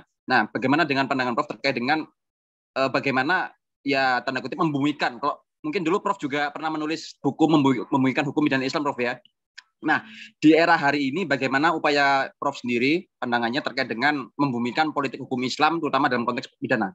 Dan yang kedua Prof juga terkait dengan kalau kita di hukum tata negara Prof, kita juga mengetahui bahwa sebenarnya secara faktual Piagam Madinah maupun hukum tata negara Islam juga memiliki sui generalitas atau kekhasan yang juga berbeda yang sayangnya Prof sebenarnya banyak riset di kita akan tetapi mungkin karena paparan atau perkenalan atau mungkin juga fobia-fobia itu juga mempengaruhi, Prof. Itu bagaimana Prof Topo juga memandang ini agar harapannya tidak hanya hukum pidana Islam, namun juga hukum-hukum Islam lain yang sebenarnya harus kita pandang ini sebagai ya pluralitas hukum yang seharusnya baik, ya, atau dengan kata lain, bagaimana promosi agar hukum Islam yang secara komprehensif ini baik tata negara, pidana, perdata dan sebagainya itu bisa diterima oleh masyarakat awam yang secara tanda kutip hegemoni politiknya juga ya bisa kita katakan dalam kondisi yang serba salah, Prof. Kita mau memperkenalkan hukum Islam, ya berpikir mungkin puluhan kali karena nanti dituduh radikal lah atau apa sebagainya. Mungkin itu aja, Prof, dari kami. Terima kasih, Prof. Baik, Prof Topo mau langsung dijawab atau kita langsung aja dulu? Ya, langsung. Saya khawatir lupa ya. Baik, Prof. Oke, baik. Makasih pertanyaannya Mas Hakim ya. Jadi gini, kalau orang mempelajari hukum common law, kemudian ingin sebagian diterapkan di negara kita, nggak ada yang bilang radikal itu. Nggak ada yang bilang itu radikal atau fundamentalis. Ya padahal hukum common law juga bukan dari sini. Bahkan hukum civil law juga bukan dari Indonesia kan. Jadi orang misalnya nih, kita melakukan Profesor Andi Hamzah, Profesor Romli, dan beberapa senior itu melakukan perbandingan hukum pidana dari berbagai negara. Bahkan dari Cina ada. Misalnya istilah suspended death penalty itu kan dari Cina, dari KUHP Cina. Tapi ketika diperkenalkan di sini dan kemudian dimasukkan di dalam rancangan KUHP itu tidak ada yang protes bagian itu. Padahal itu dari Cina gitu ya. Tidak ada yang bilang itu radikal Cina gitu. Jadi sebetulnya problematiknya itu memang bukan, makanya orang itu kadang-kadang belum mengetahui intinya, substansinya, filosofinya sebagainya, sudah keburu a priori dulu itu Mas Hakim ya. Contohnya misalnya, ya, orang begitu membaca dalam KUHP, rancangan KUHP itu ada istilah dengan, atau dalam bahasa Belandanya, retterlijk pardon, ya, retterlijk pardon, atau judicial pardon, pemaafan oleh hakim. Jadi orang melakukan tindak pidana, unsurnya terpenuhi, kesalahannya terpenuhi, kan harusnya dihukum. Ini tidak dihukum. Hakim boleh tidak menghukum itu. Jadi memaafkan. Retterlijk pardon. Orang bilang, hebat banget itu perkembangan terbaru dalam hukum pidana. Lah, itu pemaafan itu sudah ada dalam sejak abad ke-7 dalam hukum pidana Islam. Yang memaafkan bukan hakim, tapi korban atau victim. Kenapa? Ya korban adalah pihak yang paling berkepentingan, yang paling merasakan, paling terdampak oleh kejahatan itu. Ya paling pantas memberi maaf ya korban dong. Namanya itu pemaafan oleh korban. Tapi begitu konsep itu datang dari hukum pidana Islam, wah sudah dicurigai dulu begini. Nah itu kan tidak fair. Jadi sebetulnya saya ingin mendudukkan, saya juga dosen komparatif law. Jadi dalam hukum pidana, dalam perbandingan hukum komparatif law, kita harus fair, kita harus adil, tidak boleh antipati terhadap keluarga hukum manapun. Maka kalau kita bandingkan, ada common law, ada civil law, ada Islamic law, ada socialist law, ya diterima saja. Namanya juga studi, namanya juga ilmiah, dan sebagainya. Itu Mas Hakim. Jadi menurut saya memang untuk sampai ke yang tadi itu masih jauh, karena masyarakat itu masih yang dilihat tuh masih yang nyata-nyata, yang konkret-konkret gitu. Belum memahami intisari, filosofi, tujuan, dan sebagainya tadi.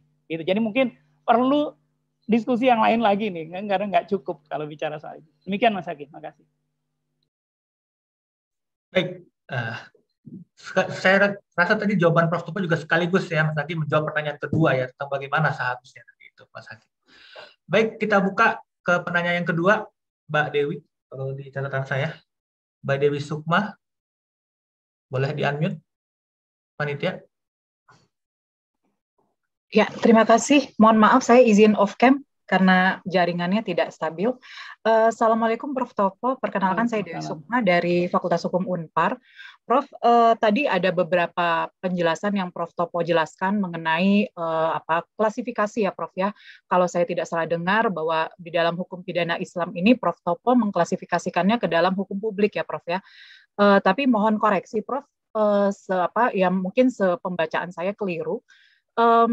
Sepembacaan saya bahwa di dalam hukum Islam sendiri tidak pernah memisahkan antara hukum publik dan privat, sehingga memahami pidana itu pun juga tidak hanya diartikan sebagai bentuk sanksi terhadap pelanggaran-pelanggaran, perbuatan-perbuatan yang berkaitan dengan bidang publik atau hal yang berkaitan dengan kepentingan umum, tapi juga termasuk juga berkaitan dengan pidana dalam arti memberikan sanksi terhadap perbuatan-perbuatan yang juga bertentangan dalam katakanlah ranah-ranah privat. Itu yang pertama, Prof.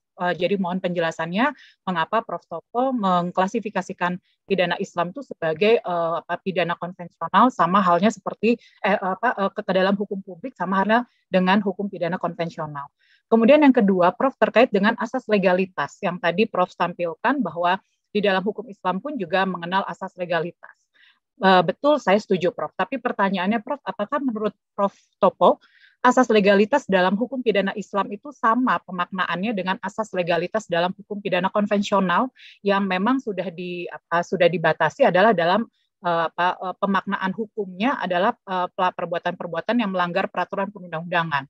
Sementara dalam konsep hukum di dalam hukum Islam itu kan tidak hanya membatasi dalam peraturan perundang-undangan, ataukah memang dalam perkembangannya akhirnya asas legalitas yang diberlakukan di dalam negara-negara Islam pun juga yang menerapkan sistem hukum Islam itu membatasi asas legalitasnya adalah pada hukum Islam yang sudah dirumuskan dalam peraturan perundang-undangan. Terima kasih, Prof.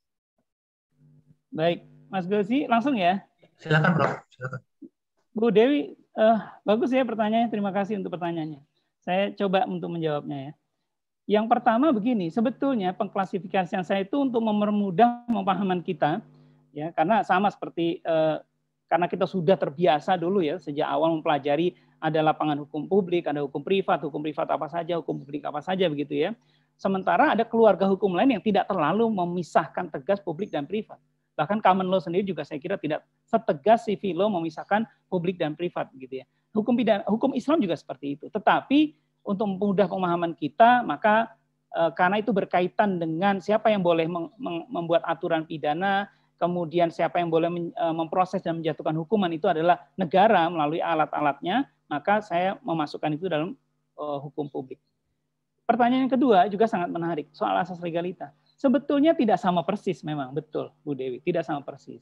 Jadi kalau dalam hukum Islam kan begini, yang maksudnya perintah atau larangan dan kemudian ada ancaman sanksinya itu sudah dijadikan sebagai hukum positif, maksudnya bukan berarti harus ada di dalam undang-undang. Undang-undang seperti kita pahami, undang-undang dalam arti formil. Tapi beberapa negara Islam atau beberapa negara yang mayoritas penduduknya Islam, ya itu memang membuat hukum Islam itu diterima atau diadopsi itu mungkin dengan kitab-kitab yang sudah ada, kitab-kitab fikih yang sudah ada, entah dari mazhab Syafi'i, Maliki, Hambali dan sebagainya itu digunakan sebagai landasan hukum juga. Jadi mungkin belum ada act atau law tertentu untuk tindak pidana yang masuk dalam hudud atau qisas ta'zir, tapi sudah ada dalam rujukan dalam kitab-kitab fikih. Itu juga dipandang sudah tertulis gitu ya. Jadi itu legalitasnya mungkin harus sedikit difahami perbedaannya dengan legalitas yang kita baca di dalam hukum pidana Indonesia.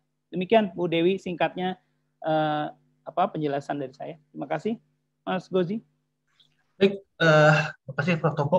Saya rasa sudah menjawab tadi 2 pertanyaan dari Bu Dewi. Selanjutnya yang ketiga, kita masih punya waktu sekitar 5 menit, tapi tadi boleh ditambah ya. Mungkin nanti Prof. Topo menentukan kira-kira sampai jam berapa Prof. Bisa ditambah. Baik, yang pertanyaan ketiga dari Mas Adep. Silakan Mas. Ya baik, terima kasih. Assalamualaikum warahmatullahi wabarakatuh. Sebelumnya terima kasih kepada Prof. Topo dan apresiasi kami dari UIN Jakarta kepada Prof. Topo, karena kalau membahas hukum pidana Islam di lingkungan UIN itu udah hal yang biasa begitu ya. Tapi kalau yang membahasnya itu adalah Prof. Topo dari UI, ini sangat luar biasa begitu. Dan saya sebagai pengajar hukum pidana Islam juga banyak menggunakan buku-buku Prof. Topo dalam mengajar di UIN. Oke, baik Prof. Ada 2 hal yang ingin saya konfirmasi, yang ingin saya tanyakan langsung ke Prof. Topo. Yang pertama adalah ini teknis Prof ya, terkait dengan tindak pidana hudud dalam hukum pidana Islam, yaitu tindak pidana zina. Kan selama ini dalam literatur hukum Islam, literatur fikih yang kita ketahui itu bahwa hampir tidak diketemukan tindak pidana zina yang dihukum dengan hukuman hudud itu karena terbukti melalui persaksian. Semua yang dihukum itu adalah karena pengakuan dari si pelaku yang sudah berzina gitu. Karena pembuktian untuk pelaku zina ini sangat berat, yaitu harus disaksikan secara langsung oleh 4 orang laki-laki yang adil. Gitu ya, 4 laki-laki, dan menyaksikannya itu bukan hanya menyaksikan 2 pasangan berkumpul saja, tapi ya hadis itu menyebut harus menyaksikan bagaimana kayak pedang masuk ke dalam sarungnya begitu. Nah ini kan hal yang hampir mustahil begitu ya. Nah pertanyaan saya, apakah mungkin Prof untuk ke depan, dan mungkin bagaimana penerapannya di beberapa negara Islam lainnya untuk kesaksian zina ini, apakah mungkin kesaksian itu bisa digantikan misalnya dengan video atau persaksian itu bisa digantikan dengan korinah-korinah yang lain, misalnya hamilnya si perempuan begitu ya, atau kalau kasus pemerkosaan ya robek selaput darah segala macam gitu. Mungkin tidak persaksian 4 orang laki-laki itu bisa digantikan dengan hal yang seperti itu. Itu yang pertama ya. Kemudian yang kedua, ini hampir sama dengan pertanyaan dari pertanyaannya sebelumnya yang pertama tadi ya. Kemungkinan untuk penerapan hukum pidana Islam di Indonesia, Prof ya. Karena betul ya, tadi kalau kita mengkomparasikan antara hukum pidana Islam dengan hukum pidana katakanlah di civil law begitu, itu sebenarnya banyak segi kemiripan, dan mungkin kalau bagi saya hukum pidana Islam mohon maaf ya, mungkin lebih sempurna dibandingkan dengan hukum pidana yang ada di sistem civil law katakanlah begitu. Nah, menurut gambaran Prof, apakah mungkin begitu Prof, hukum pidana Islam ini bisa masuk ke dalam sistem hukum pidana yang ada di Indonesia melalui tahap legislasi kita begitu ya. Karena ya walaupun sekarang betul tadi seperti yang disampaikan, kalau kita sudah berbicara hukum pidana Islam, pasti capnya itu ya kurang enak lah begitu ya, seakan-akan ya aroma-aroma Islamofobia itu begitu perasa kalau kita berbicara hukum pidana Islam. Nah, ini hanya sekedar sekedar terawangan Prof aja untuk ke depan begitu, karena kalau kita menjelaskan lebih baik terhadap hukum pidana Islam ini, saya rasa publik juga akan paham, publik juga akan mengerti, dan insya Allah juga akan menerima. Mungkin dua itu Prof. Terima kasih. Assalamualaikum warahmatullahi wabarakatuh. Waalaikumsalam warahmatullahi wabarakatuh. Mas Bazi langsung ya.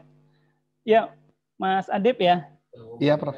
Ya, terima kasih untuk pertanyaannya. Nah, sebetulnya Mas Adib ya, teman-teman dari UIN ini dan dari UIN, bukan hanya UIN Jakarta, UIN manapun, itu sebetulnya yang lebih berhak dan lebih punya otoritas nulis hukum pidana Islam dibanding saya ya. Saya ini otodidak untuk hukum pidana Islam. Saya tidak pernah di pesantren, saya tidak pernah mengambil S1, S2, S3 dalam hukum syariah. Saya menulis buku asas hukum pidana Islam ini dulu ada 2 buku, lalu saya satukan. Dulu pertama menggagas hukum pidana Islam dari penerbit Bandung ya, Asyamil, kemudian penerapan memulihkan hukum pidana Islam itu dari Jakarta ya, GIP. Nah, itu kemudian disatukan dan kemudian saya updating itu dengan penerbit Raja Wali. Itu sebetulnya karena saya suka aja mempelajari itu, dan saya suka. Sebetulnya yang lebih pantas menulis, yang lebih punya otoritas ya Mas Adib dan teman-teman ya. Jadi karena juga itu memang ada beberapa hal yang saya kira ahli syariah yang bisa. Memang bagusnya sih 2. Dia ahli syariah dan ahli hukum pidana positif. Nulis itu bisa, saya kira bagus sekali ya. Nah, saya langsung ke pertanyaan yang pertama terkait dengan zina ya. Nah, jadi gini memang. Kalau kita melihat dikaitkan dengan modernitas sekarang, itu memang menjadi pertanyaan-pertanyaan yang mungkin perlu riset mendalam lagi dan kemudian dicari jawabannya. Maksudnya apa? Begini. Di dalam dalil-dalil yang saya baca ya, dan dalam literatur yang saya baca, itu memang betul disampaikan Mas Adib. Untuk bisa menghukum ya orang yang melakukan zina itu harus ada 4 saksi laki-laki yang adil yang melihat langsung dengan mata kepalanya. Berarti kalau dari CCTV nggak bisa dong, ya kan? CCTV nggak bisa karena itu melalui alat, bukan langsung. Kemudian kalau misalnya 3 melihat, tapi yang 1 tidak, walaupun ada 4 orang di sana juga tidak bisa. Misalnya 4 orang laki-laki melihat ada 2 laki dan perempuan masuk di kamar hotel, juga tidak bisa mengatakan telah terjadi perzinahan. Jadi tidak bisa berdasarkan adanya bukti petunjuk. Ya, ada yang masuk jam 1, keluar jam 2, tidak bisa juga. Jadi betul-betul harus dilihat seperti tadi disampaikan. Nah, ini nggak bisa. Jadi hukuman yang dijatuhkan itu memang untuk kasus-kasus di mana ada pengakuan dari si pelaku. Nah, ini apa sih yang ada di belakang ini? Maksudnya begini, kalau menurut saya baca juga dari literatur. Hukum pidana Islam itu meskipun larangannya keras terhadap perzinahan, dan juga sanksinya sangat keras, ya, termasuk paling keras ya, tapi untuk menjatuhkan itu sangat tidak mudah. Gitu, sangat tidak mudah. Bahkan siapapun yang menuduh, sekarang kan ini banyak nih melalui sosial media, orang menuduh itu telah hamil duluan, itu telah melakukan zina dan sebagainya, itu tanpa bukti itu sebenarnya sudah masuk tindak pidana yang lain, yaitu menuduh zina gitu. Jadi maksudnya ada normanya, ada larangannya, tapi ya hukum Islam itu tidak tidak mempermudah orang menjatuhkan hukuman gitu. Jadi yang penting itu bukan menghukum orang kemudian agar orang itu menderita, bukan.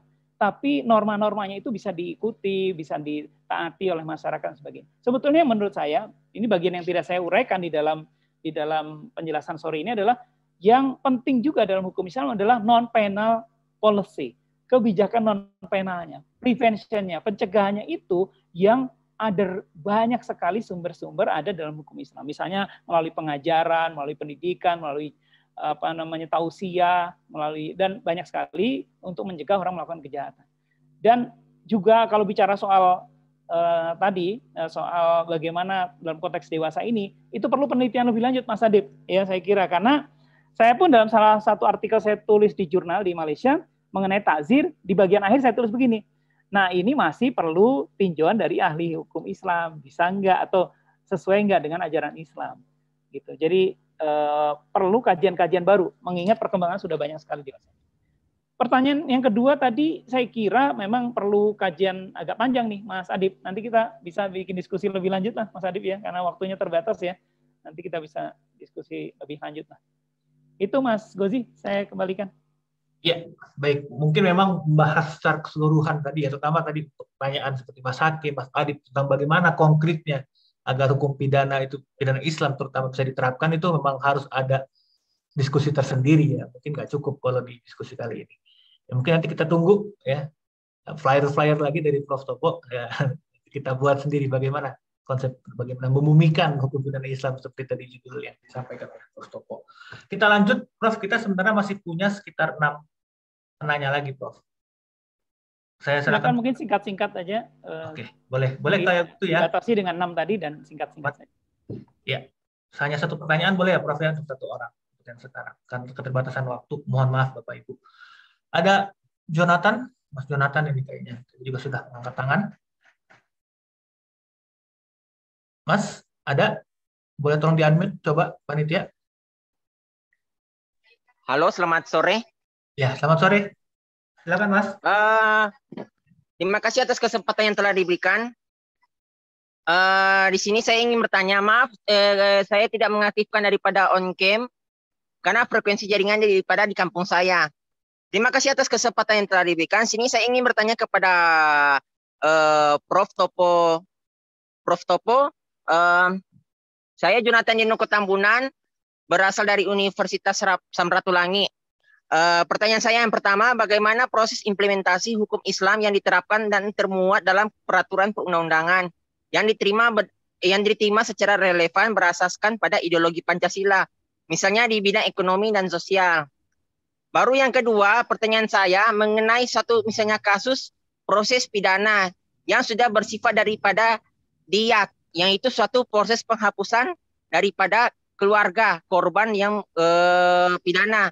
Itu apakah prosesnya itu bisa dilanjutkan dalam proses ke hukum di pengadilan atau seperti bagaimana, Prof? Itu saja, Prof. Terima kasih, Prof. Selamat sore, Prof. Silakan, Prof. Ya, baik, makasih.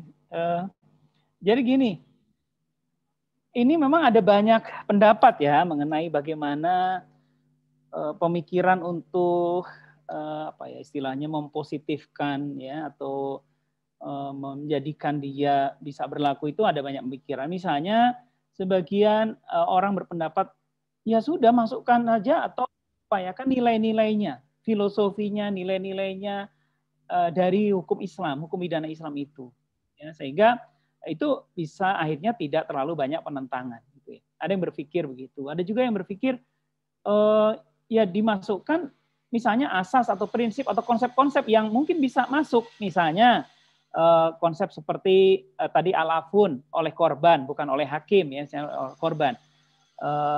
Ya sebetulnya misalnya model-model seperti restoratif justice itu kalau dicari beberapa konsep yang mirip ada dalam hukum pidana Islam juga ya. Jadi memasukkan beberapa hal tapi yang bisa diterima secara luas. Itu mungkin yang paling ini ya, paling relevan ya, karena kalau kita bicara penerapannya mungkin hanya di wilayah yang sangat wilayah yang memang sudah sejak lama menerapkan itu, seperti di Aceh mungkin ya, itu karena memang memiliki landasan hukum tersendiri ya yang khusus baru bisa diterapkan. Nah, jadi menurut saya juga kita mesti, kalau menurut saya ya, bagi kalangan hukum, kalangan akademis sebagainya, banyaklah mempelajari saja, mempelajari, melakukan komparatif, dan mungkin pelajarinya ini kalau bisa juga riset mendalam dan menuliskan berbagai aspek, berbagai hal yang mungkin bisa memberi sumbangan untuk legal reform di Indonesia, gitu ya. Untuk legal reform di Indonesia ada beberapa hal, setelah kita melakukan riset, kita pelajari dari hukum pidana Islam, mungkin bisa kita sumbangkan untuk pembangunan hukum nasional. Gitu. Sama seperti dari hukum adat bisa digali, dipelajari, diteliti untuk memberi sumbangan bagi legal reform di Indonesia. Mungkin itu jawaban saya untuk Mas Jonathan. Makasih Mas Gozi. Baik, Prof. Terus kemudian yang tadi diat tadi itu, Prof, tadi kayak belum sempat. Oh ya, jadi sebetulnya dengan al-afun, jadi gini, kalau tindak pidana kisos ya, yang dengan sengaja itu kan hukumannya kalau si korban tidak memaafkan, hukumannya kisos setimpal dengan perbuatannya itu. Nah, kalau sudah ditentukan berapa hukuman kisos itu setimpal dengan, misalnya kalau dia melakukan melukai tangan sampai putus, berarti hukumannya itu. Kalau dia dimaafkan oleh korban ya, atau oleh keluarga korban dalam hal dia meninggal, maka ada biaya ada diatnya, itu jumlahnya itu sudah dibatasi dalam hukum pidana Islam. Jadi, nah itu tadi ya, itu agak detail, jadi memang perlu kajian lebih lanjut. Dengan demikian itu dihentikan, itu perkara itu dihentikan karena sudah adanya al-afun atau pemaafan dari keluarga korban, dan si pelaku harus memberikan diat. Maksudnya begini, dengan adanya diat atau kompensasi dari pihak si pelaku, maka diharapkan keluarganya bisa lebih mendapat penghiburan, bisa mendapatkan, tidak mungkin mengganti anggota keluarganya, tapi mendapatkan hiburan dari biaya diat itu, mungkin mencukupi kebutuhannya dan sebagainya. Jadi sebetulnya di sini ada restoratifnya juga ya dari konsep tadi. Demikian jawaban saya, Mas Gozi. Baik, terima kasih Prof. Selanjutnya Mas Khairil tadi sudah ingin bertanya. Boleh tolong dibantu panitia? Oke, terima kasih Mas Ghazi. Assalamualaikum warahmatullahi wabarakatuh, Prof. Perkenalkan, saya Khairil Akbar, ya. Dulu alumni Hukum Pidana Islam di UIN Araneri dan sekarang dosen di Fakultas Hukum Syekh Kuala. Jadi dia basicnya hukum pidana Islam, kemudian jadi dosen hukum pidana gitu ya. Terbalik sama Prof. Topo mungkin yang basicnya hukum pidana tapi cenderung mempelajari hukum pidana Islam. Tapi saya tetap concern dengan hukum pidana Islam, Prof. Ya. Sehingga banyak sekali sebenarnya yang ingin saya diskusikan, hanya saja ya karena keterbatasan waktu. Sebelum saya bertanya, ada satu hal yang mungkin menjadi informasi juga, bahwa sebenarnya 4 orang saksi itu dalil tentang apa? Itu kan dalil tentang qazaf sebenarnya. Sehingga 4 orang saksi itu justru sebenarnya untuk membuktikan bahwa si pelaku qazaf itu tidak menuduh, tapi dia itu benar gitu. Sehingga benar pun ada pun 4 orang saksi, tidak lantas pelaku zina itu dipidana cambuk gitu ataupun dihukum dengan cambuk ya. Karena sekali lagi dalam prakteknya Nabi itu memidana orang dengan hudud itu ya justru karena pengakuan tadi, artinya karena ada memang keinginan bertobat. Belum lagi misalnya ada dalil yang mengatakan kalau orang dihukum dengan hudud itu dia akan diampun dosanya. Tapi kalau dia tidak dihukum dengan hudud lalu dia bertobat juga kalau Allah menghendaki juga akan terampuni dosanya. Nah, rumusan di dalam kanun jinayat Aceh juga sebenarnya arahnya ke sana, filosofinya ke sana. Tapi karena memang perspektif kita kebanyakan bahwa zina ini sebagai jarimah yang dikonsepsikan sebagai delik umum, ini kan harus membuktikan butuh 4 saksi, butuh pembuktian dan sebagainya gitu. Padahal sebenarnya zina ini bukan delik umum pada dasarnya. Kalau saya mengkonsepsikannya sebagai delik pengakuan dan delik dan satu lagi konsepnya itu bukan zina dalam artian bersembunyi, tapi zina dalam artian terbuka begitu. Ya, ini yang dikatakan oleh Prof. Alyasa sebagai pelacuran sebenarnya. Jadi kata azaniyatu wazani itu dimaknai bahwa pelakunya itu memang sudah diketahui oleh semua orang gitu karena pakai isim ma'rifah. Itu mungkin tambahan informasi saya mengenai dengan 4 saksi tadi itu. Jadi bukan memang orang ingin dihukum gitu kan, tapi lebih kepada menyediakan saluran untuk bertobat begitu ya. Pertanyaan saya nih Prof ya. Kita memang punya kelemahan dari sisi ahli di bidang hukum pidana sebenarnya, sebagaimana Prof. Topo juga menyadari itu dalam buku Membumikan Hukum dan Islam. Tapi ada juga satu basis keilmuan kita yang membuat kita terkadang cenderung untuk tidak mengembangkan hukum pidana Islam itu sendiri, di mana kita mengkonsepsikan hudud misalnya sebagai sesuatu yang memang sudah demikian. Seolah-olah tidak bisa lagi dikonsepsikan hudud itu dengan yang lain. Akhirnya apa? Kita akan mentok pada pertanyaan-pertanyaan yang kritis yang muncul belakangan. Sebagai contoh, ini pertanyaan saya sebetulnya dalam sedang saya teliti, Prof, dan mungkin menjadi jawaban juga nih ya. Seandainya anak-anak melakukan jarimah hudud, ya, anak ini dikonsepsikan dalam kanun itu 12 tahun sampai 18 tahun itu bisa dipidana. Nah, kita kan mengenal adanya peringanan dalam kanun jina dikatakan 1/3 dari hukuman pada orang dewasa. Sedangkan hudud dikonsepsikan sebagai ukubat yang bentuk ukurannya cuma satu, tunggal, itu saja.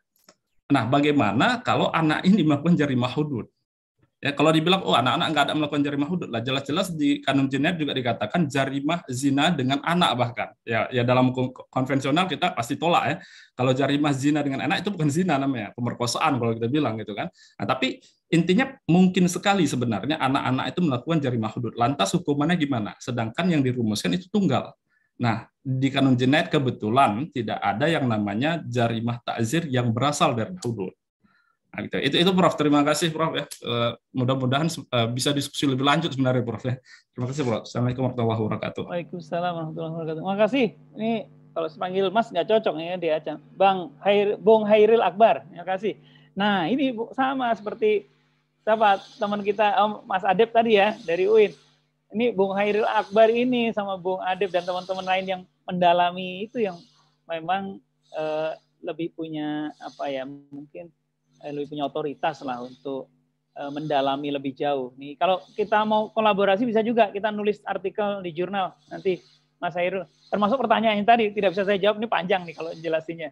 Tapi itu memang perlu diriset ya. Dan ada berbagai pertanyaan lain sih, misalnya di dalam konteks sekarang ini, misalnya tadi kan saya sudah menyebut kalau kita melihatnya pada abad ke-7 itu kan tidak ada CCTV, tidak ada macam-macam gitulah ya. Nah, zaman sekarang ada CCTV, ada pemeriksaan melalui DNA, ada pemeriksaan dengan laboratorium dan sebagainya. Nah, sekarang bagaimana hukum Islam melihat itu? Apakah bisa diterima bukti-bukti lain di luar yang sudah ditentukan dalam kitab-kitab fikih yang klasik begitu? Ini memang perlu riset lebih jauh. Yang saya tulis itu betul-betul masih dasar, belum dikaitkan dengan bagaimana tantangan-tantangan sekarang ini dan kemudian harusnya jawabannya seperti apa. Misalnya ada pertanyaan, itu kalau dipotong tangan ya, itu dalam hukum Islam kan dipotong tangan ya. Tapi kita kenal juga ada filosofi pemidanaan namanya isolasi. Di isolasi itu dijauhkan dari masyarakatnya biar tidak melakukan kejahatan. Atau juga ada filosofi yang berupa incapacitation, dibuat agar si pelaku tidak mampu melakukan. Nah, tidak mampu ini kan bisa macam-macam caranya, tidak harus dipotong misalnya. Nah, ada penjelasan-penjelasan atau ada argumen-argumen baru. Ini saya juga tidak bisa menjawabnya sekarang. Itu memang perlu lakukan riset dari segi keislaman dan dari segi hukum positif yang ada. Boleh nanti kita kolaborasi riset dan nulis artikel jurnal atau buku Mas Hairil dan Mas Adib ke depan ya. Oke, saya kembalikan ke Mas Gozi. Ya, baik, Prof. Terima kasih banyak untuk jawabannya. Kita masih punya 4 penanya, tapi sudah masuki waktu asar. Saya kembalikan ke Prof. Topo. Apakah kita buka lagi? Satu lagi kali ya, satu lagi aja terakhir. Ya. Oke, satu lagi ya. Baik, mohon maaf Bapak Ibu yang 4 penanya, karena memang waktunya yang sangat terbatas, jadi saya berikan kesempatan untuk 1 orang saja. Tadi kan sudah laki-laki ya yang terakhir. Sekarang saya buka untuk yang perempuan. Mungkin boleh Bu Diah? Bu Diah ada? Boleh dibantu di-unmute. Silakan Bu. Assalamualaikum warahmatullahi wabarakatuh. Terima kasih atas kesempatan yang diberikan. Selamat sore Prof. Topo. Salam sehat selalu. Mohon izin Prof. bertanya, mohon pencerahannya terkait bagaimana kedudukan konun dalam sistem hukum Indonesia dan bagaimana politik hukumnya. Mohon pencerahannya Prof. Terima kasih. Assalamualaikum warahmatullahi wabarakatuh. Waalaikumsalam warahmatullahi wabarakatuh. langsung aja dijawab ya. Tadi teman kita dari Aceh yang dari Unsia yang mungkin bisa menjawab lebih bagus ya. Tapi intinya gini, konon itu sebenarnya nama lain dari peraturan perundang-undangan yang ada di Nanggur Aceh Darussalam ya di Aceh. Dan itu setingkat dengan Perda Provinsi dan Perda Kabupaten Kota. Walaupun substansi pengaturannya bisa lebih luas karena berdasarkan undang-undang pemerintahan Aceh yang diatur bisa lebih banyak ya, lebih luas daripada perda di provinsi yang lain gitu. Itu makna konon di situ. Sebetulnya konon dalam makna yang lain adalah peraturan perundang-undangan gitu ya. Jadi kalau di Turki atau negara lain ya ada namanya konon. Konon ya artinya semacam undang-undang begitulah. Tapi dalam konteks Indonesia, konon itu adalah sejenis peraturan perundang-undangan yang ada di Nanggur Aceh Darussalam. Begitu, Mbak Dia. Ya, baik. Saya kira sudah cukup ya, Prof. Topo ya. Oke, Mas Gozi. Saya mau menyampaikan ucapan permohonan maaf untuk Pak Sofyan, Mbak Rama, dan Mbak Windy ya.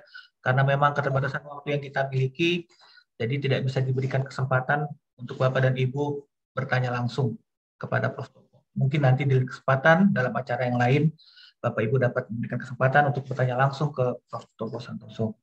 Baik, Bapak Ibu, sebelum saya tutup dan saya kembalikan ke Mas Dimas sebagai MC, mungkin saya ingin mengutip pernyataan dari Khalifah Ali bin Abi Thalib yang juga Prof. Topo kutip juga sebenarnya dalam buku penerapan asas-asas hukum pidana Islam ini. Prof. bilang, kita benci pada apa yang kita tidak ketahui. Ya. Ini kan adalah bagian dari kita mengetahui ya, bagaimana sih sebenarnya nilai-nilai, tujuan, lalu kemudian pidana hukum Islam itu seperti apa. Ini adalah bagian kita dalam berdiskusi dan nantinya akan semakin tahu bahwa ternyata ada tujuan-tujuan dari hukum pidana Islam itu. Ada loh manfaat dari penerapan dari hukum pidana Islam itu. Lalu ke depannya nanti mungkin, ya barangkali suatu saat nanti, jadi diskusinya bukan hanya sekedar tadi ya, konsep dan nilai, tapi bagaimana lebih konkret penerapannya di Indonesia. Mungkin itu saja dari saya. Terima kasih banyak Prof. Topo Santoso atas materi yang sangat menarik. Saya sendiri mohon maaf apabila ada kesalahan dalam memoderatori kegiatan kita pada hari ini. Saya kembalikan ke Mas Dimas. Assalamualaikum warahmatullahi wabarakatuh. Waalaikumsalam. Terima kasih banyak Prof. Topo atas acara ini beserta Pak Mas Ahmad Gozi sudah menjadi moderator acara ini. Alhamdulillah selesai sudah webinar series bagaimana hukum pidana Islam dalam konteks teori dan konseptual ini. Terima kasih banyak Prof. Ilmu yang kami dapat hari ini insya Allah berkah dan manfaat bagi kita semua. Kami ingatkan sekali lagi untuk di WA Group dan di chat sudah ada link untuk pemesanan buku asas-asas hukum pidana Islam. Dan tadi ada mungkin hanya 5 penanya pertama yang akan dapat door prize buku dari kami. Mungkin bisa dipilih Prof. Topo, Mas Gozi. Oke, Mas Gozi aja yang nanya tadi memperhatikan betul ya. Kalau saya sih kalau diminta milih, saya milih pertama Bung Hairil, Mas Adep, ada 5 ya. Kemudian Bu Dewi, kemudian kalau 5 sepertinya hampir semua ya. 2 lagi, Mas Gozi deh yang milih 2 lagi. Sebenarnya tadi ada 6 penanya, Prof. Sudah ada 6 penanya. Ya, mendingan Mas boleh tambahkan 1. Semuanya diberikan. Oh, 6 saja. Oke, siap. Oke. Nanti akan dikontak langsung oleh tim admin kami kepada 6 penanya tadi. Selamat atas ininya pertanyaan-pertanyaannya. Oke. Atau yang ingin menerbitkan buku bersama Raja Grafindo, mungkin Prof. Topo beserta Mas Airil Akbar dan Mas Adep. Untuk kolaborasinya ditunggu nih. Kalau memang nanti ada naskah-naskah yang ingin dikumpulkan, mungkin bisa Insya Allah nanti saya nunggu Bung Hairil dan Mas Adep untuk ini. Oke, saya terima kasih. Saya mau pamit. Terima kasih untuk teman-teman. Saya lihat banyak teman-teman lama saya ada di sini. Ya, saya tidak bisa sebutkan satu persatu. Ada banyak teman-teman. Makasih. Dan untuk teman-teman yang lain semuanya peserta, mudah-mudahan mendapat manfaat dari acara ini. Sehat-sehat selalu, lancar ibadah saumnya dan selalu makin sukses, makin berkah. Ya, saya pamit. Assalamualaikum warahmatullahi wabarakatuh. Waalaikumsalam. Terima kasih banyak semua Bapak Ibu. Terima kasih banyak semuanya. Terima kasih banyak Prof. Terima kasih banyak Mas Ahmad Gozi. Assalamualaikum warahmatullahi wabarakatuh.